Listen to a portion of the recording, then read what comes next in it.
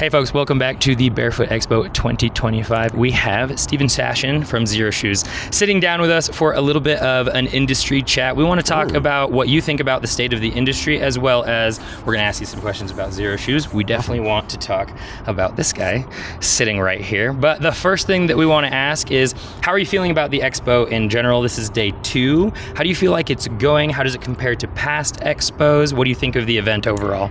First of all, the fact that it's happening at all is miraculous. I mean, it really shows what's been going on in the last few years in the industry.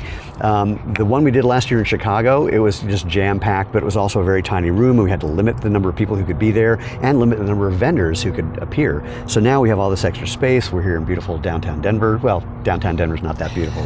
Beautiful Colorado. Okay. Mountains are great, the rest of us, So it's just absolutely phenomenal. That part's good. There's another part that you asked me, it was kind of a two-parter, just the industry in general. Actually, I'll say this thing. This is getting a little personal, and I'm probably going to get teary, which is going to sound crazy, but you'll see why. There are a lot of new brands, and almost every one of them over the last 36 hours has come up to me and said, if it weren't for you, we wouldn't be here. And between us and my biggest competitor, which is Vivo Barefoot, it kind of hit us. If it weren't for the two of us having started this 16 years ago, this wouldn't have happened. And if you look at the Google Trends data and search for barefoot shoes worldwide, there was that bump in 2009, 2010, and then it kind of went down. And since 2020, we're now up like 1,100, 1,200% in terms of the amount of search volume for barefoot shoes. And it's over twice what it was back in the boom of 2010. And I was talking about that for years until I went, oh my God, I helped make that happen. And I don't take much, we're so busy trying to just change the world that I didn't notice that we had changed the world. So it's been tremendous. Just a quick testament to that, like both of our very first barefoot shoes were Prios. That is literally the thing that everybody in this room has said to me. So, like my first shoe was a Prio, and it started our journey. So super cool. We listened to the How I Built This episode that you were on. Super awesome. I loved hearing the genesis of the brand. Could you give us like a short breakdown of just how things got rolling, how it got started? So 18 years ago, when I was 45, I got back into sprinting after a 30-year break, and I spent the next 2 years getting injured nonstop. And a good friend of mine who's a world champion runner, which in Boulder, Colorado is a way of saying my neighbor, because they're everywhere. He said, take off your shoes and see if you'll learn anything. And what I learned in that first barefoot run is good form feels good, bad form hurts. More accurately, I learned bad form hurts in that first one. So, but I'm a sprinter. I run the 100 outdoor, the 60-meter indoor. I don't even run the 200 because I don't like taking turns. I don't have a GPS watch. I don't want to get lost. And I've never run more than a mile of my own volition, and I hated everything after the first 100 meters. So, but I was so entranced by that feeling of getting my feet on the ground on different surfaces and playing with my gait. What if I'm running at the same speed with a faster cadence or a slower cadence, or the same cadence running faster or slower, or landing on this part of my foot or that part of my foot? I had no idea. At the end of that run, I said, how far did we go? Someone who did have a GPS watch, she said, that's a little over 5K. I'm like, what? 3 miles? I don't do that. Well, and I could have kept going. We just all decided to stop. But I ended up with a big blister on the ball of my left foot.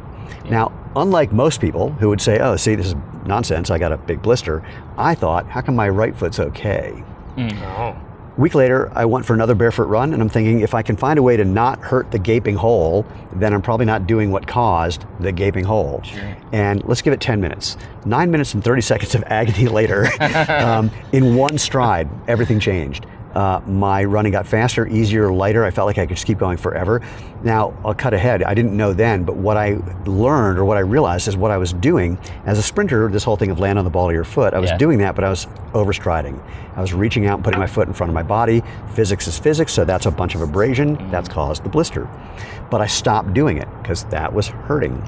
And I did it not by paying attention to trying to make that not hurt, but just by listening to the right side, going, what the hell is this one doing different than this one?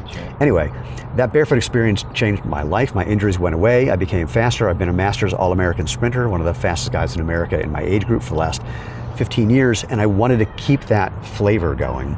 My wife got tired of me coming into the house in my dirty ass bare feet and our white carpeting. Restaurants got mad when I argued with them about whether it was legal to be there in bare feet. It is. And so you can have a policy, but it's not illegal. And so I made a pair of sandals based on a 10,000-year-old design idea, and people kept asking me to make them for them, and they told two friends, and they told two friends, and then Michael Sandler, who wrote the first book on barefoot running called Barefoot Running, said, I got this contract. If you had a website for your sandal making hobby, I'll put you in the book. I've been an internet marketer for a long time, and I built a lot of websites. So I rush home and I pitched this incredible opportunity to my wife. She doesn't like it. She thought it was very bad, stupid idea, won't make any money, waste of time. It's another one of your ADD little things. And I told her I wouldn't build a website, and then she went to bed and I built a website. So she kind of growled at me the next morning, but like literally almost overnight, we're hearing from people. I think the first sale we made at the end, like in the end of November, was a guy in Minnesota where it was already snow on the ground for a do-it-yourself sandal making kit. And we just started hearing from people when they got this about how it changed their life. Yeah. And we very quickly realized, okay, well, we want to do this. Maybe it'll be a little, lifestyle business, makes a car payment. And then as it kept moving, it's like, oh no, this is a much bigger thing than we thought, and we're all in. And that was the shortest version. Maybe I could find a shorter version, but not today. No, that was really good. No, that was perfect. I had a question though that kind of goes along with that, because as reviewers, something that we focus on a lot is shape when it comes to barefoot shoes, right? All the shapes are different. They're very unique. So I remember you mentioning in that interview that you guys kind of, when you were building your first shoe, you took all of the tracings that had been sent into you, and you kind of plotted out what would be like an average foot shape for the most part. Is that what we have today, or how has it evolved? Well, so to be clear, when we were doing our do-it-yourself kit, we had people who would call and say, we're not going to do it ourselves, can you make one for me? So we'd say, do a tracing of your foot, send it in, we'll cut it out, we'll put it together, we'll send it to you. Right. So we ended up with like 5,000 of those, and we did break them down based on what we knew about the length for sizes. And so we didn't do the average, but we took what was basically would cover like 95% of those. So foot shape exists on a bell curve. There's really narrow, and actually narrow isn't the right way. There's really low there's two curves. There's one that is size. There's one that you could argue is two-dimensional width, and there's another one, I guess there's three curves. Another one that's about volume. Right. So you can have a narrow foot, but high volume. Big instep, like just a bunch of meat on your foot. You can have a very wide foot, two-dimensionally, but very low volume. And so the reality is, there's no such thing as true to size. There's a thing about the volume of a foot and the way it matches to a shoe. So we didn't have any way of dealing with that then. So it was just those first few years of making shoes and getting feedback, of taking what was the shape, the two-dimensional shape that we could plot from what we had, and then starting to figure out the volumetric part of that. I have a patent on a way of doing the volumetric thing better, and hopefully we'll be deploying that soon. And that's going to be very interesting, because when we've tested it with companies that don't make foot-friendly, foot-shaped shoes, and we show them all the data about the volume and the width, they go, can you just get us the length alone? Because otherwise it doesn't look like our shoes fit anyone. And I go, yeah, because your shoes don't fit anyone. Right. So they're not shaped like feet. Yeah. So, but admittedly, it is a constant evolution, because the more people who get into this, it's not uncommon that as your toes start to relax, your foot can spread a little bit. You won't necessarily get more volume, but you might get a little more width. And so when you go into the expo, what you'll see stuff that's really like crazy wide, and you'll see stuff that is, all different shapes. And the balancing act that we try to hit, whatever that verb should be, is something that handles the right volume, handles the right width, but doesn't look like the kind of thing where people will be turned off by it, where it's going to look as normal as it can look while still being foot-shaped. Which is super important, because that's like such a barrier to people getting into the barefoot shoe industry. Yeah. It's like, it makes sense to have something that's shaped like your foot, but then they look at it and it's like, well, I don't want to wear that, Depends on the shape. I mean, there's also some mythology about shaped like a foot. So I'll use this as an example. So some people, you'll see some of the shoes where it's basically totally flat where the big toe is, so it just comes up like this, and then curves down. But if you actually look at your toe, your toe curves in a little, not the toe moving in, but the curvature of your toe. Yeah, so here's a toe. This part is moving in. So, there's some mythology that goes along with this as well. Or one of the bits of mythology, people will do this, here I'll take this out too. they'll say, oh, let's take out the insole and step on that, and if my foot goes over the edge, then it's not going to fit. Right. Well, this is by definition smaller than the interior of the shoe, because it has to fit inside the shoe. Right. And again, we have the volume thing. This is what cinched it for me. A guy came in at a trade show and said, I'm a Ford EE, can I try on one of your shoes? And it's like, you can. yeah, that's literally what I said. And it fit him perfectly, because while his foot was really wide two-dimensionally, it was a low volume foot. And of course the shoes spread out. Right. Yeah. It was perfect. And I went, got it. That's interesting. So in your opinion, do you think we're ever going to see a move towards companies like more custom, finding ways to easily manufacture more custom shoes? Or is it going to continue to be like a general thing, find the one that fits you best, and that's probably what you should stick with? The trouble with custom is a weird one. The way a shoe feels is as much about personal preference as it is about geometry. So some people like a little more space in front of their toes, some people like a little less, some people, I mean, there's just all these variables, because there've been, in the 16 years I've been doing this, I've been at pitch events where someone is doing some version of, hey, we make a custom shoe. We scan your foot, we make a shoe to meet that scan. And I've watched people then put it on and go, yeah, that's not quite what I was looking for. And so it's tricky. I'm not really optimistic that it's going to work better than just find what feels right for you. Right. Because we've seen like Vivo Barefoot recently started doing the whole foot scanning shoe thing. That's right. And so I wonder often if that's where people are trying to move toward. Is that viable over the long term? There's two aspects to it. One is it going to give you something that fits and performs the way you want it? The other is, can you actually do it at scale? And right now, for 3D printing, all I can say is Adidas, and I say Adidas because it is Adidas, or I'm pretentious. And if you want to be, obnoxious at a party, that's what you do. But if you're in Europe, that's what you do. So this is kind of like, this is a tangent. You go somewhere in Europe and you learn how to actually pronounce some of these things, and then you come back and go, do I say that I went to the Van Gogh Museum or that I went to the Van Gogh Museum? Do I actually try to, yeah, you say Van Gogh. Anyway, so Adi spent like $50 million on a thing they call the Speed Factory to do custom-made midsoles, and they shut it down because A, they just couldn't do it at scale, and B, I think they probably discovered what I predicted at a conference when I was debating them, that they would find that it didn't actually improve performance and reduce injury. It was really no different. So you're spending a lot of money for something that isn't going to scale, and they shut it down. I like to hear you say this, especially because I think it'll land with people. We have a lot of people in our comment sections who are very black and white about the way that they think barefoot shoes should be. And so it's nice to hear you saying that we need a wide range of options for people to choose from, and then they find what's right for them and they move forward with that. Look, why would shoes be any different than cars, refrigerators, or everything else you've ever bought?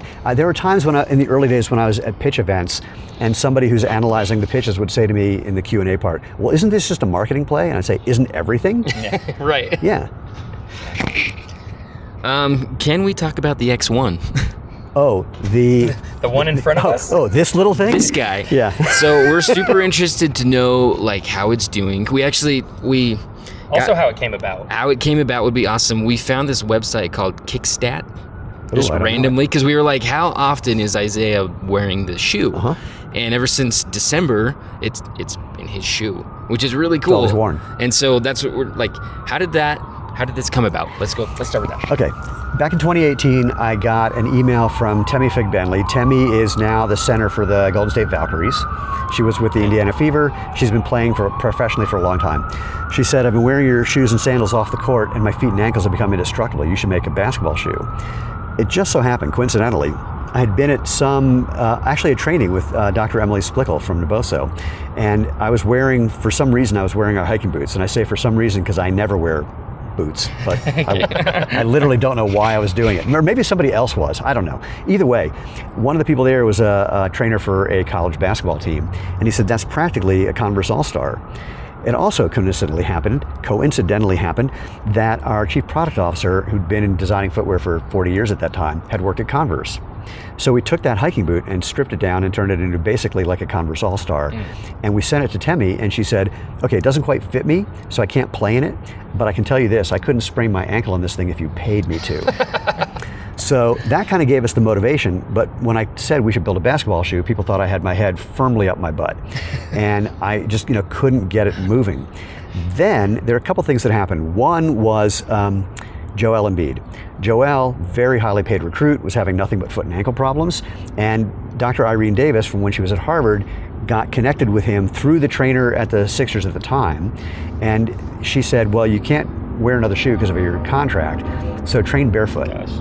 Players yelled at him, coaches yelled at him, managers yelled at him, owners yelled at him, and he finally learned to say, my Harvard doctor told me this is what I have to do. So that shut everyone up.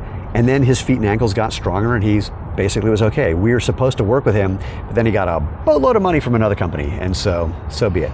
But that was a bit of the impetus, as people saw the effect of just barefoot training, getting out of a big, stiff, heavy shoe that changes your posture, squeezes your toes, doesn't let you feel the ground, is stiff as a brick, etc. And then we started hearing from trainers. And they said, you know, you really should make a basketball shoe. We've got our guys wearing your stuff off the court. If they had something to play in, this could be a game changer. Yeah.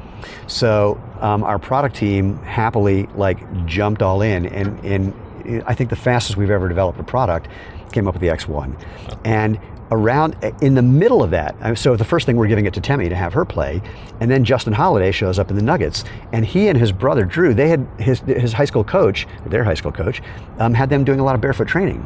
So they had been looking for something they could wear that felt right, and then suddenly Justin realizes we're right up the street. So he comes over and we put a prototype on his foot, and we just wanted him to test it out. And the next thing we know, he's playing in the playoffs last year. And we're going, dude, it's a prototype. We made this in a sample room with Elmer's glue. Yeah. Because it's fine, don't worry. And it was fine. And so we took it to the All-Star game, and a bunch of players put it on, and they were like, can I go play? It's like, not yet. But they all had the same feedback. They all said, I feel like I'm using my whole foot for the first time. I'm feeling things better. I'm cutting faster because I'm not tippy. I'm not falling over an edge. Like when Zion Williamson busted out of that Nike shoe, the important part wasn't that he busted out of the shoe. The guy weighed 270 pounds. I mean, that's a lot of force. Steel would have not held him in place. The kicker is what made him have to do that is the flared sole on the shoe. He caught an edge and did this and had to catch himself. That part, the flared sole is a problem. The higher you get, that's a problem. Elevating your heel, that's a problem. You're not using your Achilles fully, which is like free energy. Squeezing your toes together means you can't actually engage your arch properly. It means you're cutting off blood flow into your foot when you push your toes together. So anyway, be that as it may, we just started hearing from a bunch of trainers and a handful of players who were kind of hip to this idea, and that's how it started. And Isaiah, actually, I'm going to try and give everyone credit. Rod Magruder was one who also was hip to this idea, and Rod was on the Pistons and was friends with Isaiah, said to Isaiah, you've been doing a bunch of barefoot training with me, why don't you call these guys at Xero, because Rod wasn't playing that year, and that's how we got in touch with him. And lately we've just been seeing, after a season, Isaiah did so well that a bunch of other guys on the Pistons were going, when do we do this? And the trainers and the coaches said, just get us all some shoes. So that doesn't mean they start playing right away, because when you immobilize your foot, just like immobilizing any joint, gets weaker, or all the muscles and ligaments and tendons get weaker, you need to build up strength. And really, it's not about the shoe, it's about letting your body do what's natural, including the way you contact the ground. You don't overstride and heel strike. So there's a transition period that the trainers are really hip to, how to get the players to do that. But what's also happening, we had this with the Clippers, is they're all training in the shoe, and then during the playoffs we see a couple of guys show up wearing the shoe on the court because they had already just felt good enough. They went, I should be fine. And they just took it out there. Didn't call us, didn't tell us, didn't ask for money, canceled another footwear contract. So it's what I've expected, basically. The early adopters are going, oh my God, this is a real deal. It's going to take a season for people to go, wow, that was the real deal. Then there'll be another batch next season who try it out, and they'll have that same experience. My prediction is by the middle of next season, certainly one season later at the latest, we're going to see it really take off. Because what everyone is reporting, I'm cutting better, I haven't gotten injured, playing more. I mean, Isaiah texted me and said, I played 72 games this season. I've never done that in my career. It's crazy. That's super crazy. The question that leads us to is, this seems like it was kind of a happy accident, would you say? You guys weren't looking to make this. Everything's a happy accident. Right. Seriously. But like this. No, wait, hold on. The fact that my wife, who ignored me like, the plague for the first years after I met her, eventually somehow decided to become my girlfriend and my wife. If that hadn't happened, this company wouldn't be here. She's a brilliant finance operations person. I'm a marketing product person. So our first product developer, we met him because a friend of ours' dog knew his dog, and those guys usually never walk the dogs, but one day they were, and the conversation started, and that led to him. I mean, 90% of what we've done is luck, and the other 10% is probably also luck. Yeah. So anyway, but yes. That's great. I love to hear the origin story of how it came about. The question that it leads me to is, even though you guys weren't looking to do this initially, and you came into it, which is awesome, are you now looking into other spaces where you could do something similar? Well, let's back up a half a step. I knew from day one that we could provide benefits in way more categories than anyone dreamed of. Because again, this is not rocket science. It's using your feet. Like you go to the gym and everyone works on everything from the feet up, and no one works on the part that supports everything from the feet up. Right. So it was screamingly obvious. So this is, what's difficult for me as a human being, or as this particular human being, is I've been seeing this picture for 16 years. And people have, like I said, have been telling me I've got a case of cranial rectal reorientation syndrome. So this is not news to me at all. But more, the way our product line has developed is people telling us, like, oh, I love those sandals, but I need something for the winter or for work, and so we make a shoe. Oh, I like that shoe, but I need a shoe for this, so we make that. So we've been hearing from people for a long time. So the best thing I can say is we've been hearing from people in every professional sport that I can think of. I'm wearing your shoes, but I need something specific for this activity, and you should do it, and we're doing as much as we can. For Chris and I, he was a college lacrosse player. I was a college soccer player. So we need those two sports. If you guys could jump on that. I can't say that we have, or I can neither confirm nor deny that we have a project. Maybe after the camera turns up. Maybe. Wait, how much cash do you have on you? Not a lot. Okay, well, then that's not going to move the project forward. All right. So, yeah. Well, that's super exciting. Thanks for coming and sitting down with us and talking about this, because I think that this is a lot of questions that people have been asking us in our comment sections. They've also been asking us when we're going to review these, so hopefully we can grab a pair and get that going. But it's super cool to see where Xero came from and where it's going. Because I think this is the big leagues that all of us barefoot shoe people have been hoping for and been waiting for, and it seems like it's a great place to start and it's going well. Yeah, there's something happening that I, as a lifelong marketer, I've never seen happen. Usually things just require this kind of groundswell to make them really change the way people think and the way people behave and what they do. But now we have the groundswell thing, because we've sold a lot of shoes, and I mean, like almost half our orders are people who are already customers buying more. And out of the other 50%, about half of those are people who have heard from those first people saying, oh my God, you got to buy these shoes. So the groundswell thing has been happening, and that just keeps growing. Again, look at the search volume for barefoot shoes. But what's unusual is now this top-down thing.